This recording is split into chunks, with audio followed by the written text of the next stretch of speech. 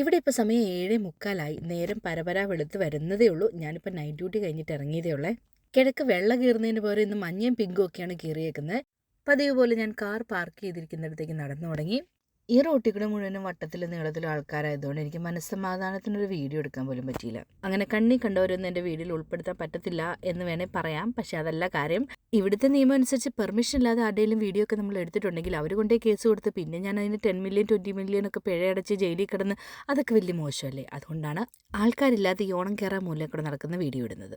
റോഡരികിൽ ഞാൻ പാർക്ക് ചെയ്തിരിക്കുന്നിടത്തേക്കാണ് ഇപ്പോൾ നടന്നു പോയിക്കൊണ്ടിരിക്കുന്നത്. ഹോസ്പിറ്റലിന് സ്വന്തമായിട്ട് വിശാലമായ പാർക്കിംഗ് ഉണ്ട്. $6 പോകും എന്നുള്ള ഒറ്റ കാരണം കൊണ്ടാണ് ഞാൻ റോഡരികിൽ പാർക്ക് ചെയ്തിരിക്കുന്നത്. 5:30 കഴിഞ്ഞിട്ടുണ്ടെങ്കിൽ റോഡരികിൽ എവിടെ വേണേലും നമുക്ക് പാർക്ക് ചെയ്യാം. എവിടെ വേണേലും പാർക്ക് ചെയ്യാമെന്ന് പറഞ്ഞുകൊണ്ട് ഡിസേബിലിറ്റി പാർക്കിംഗ് കൊണ്ടിട്ടുണ്ടെങ്കിൽ പണി പാലും വെള്ളത്തിൽ കിട്ടും. $6 ലാഭിക്കാൻ വേണ്ടി വണ്ടി കൊണ്ട് റോഡിൽ ഇട്ടിട്ട് പിറ്റേ ദിവസം രാവിലെ ഒന്ന് നോക്കുമ്പോൾ വണ്ടിയില്ലാത്ത അവസ്ഥ ഒന്ന് ആലോചിച്ച് നോക്കിയേ.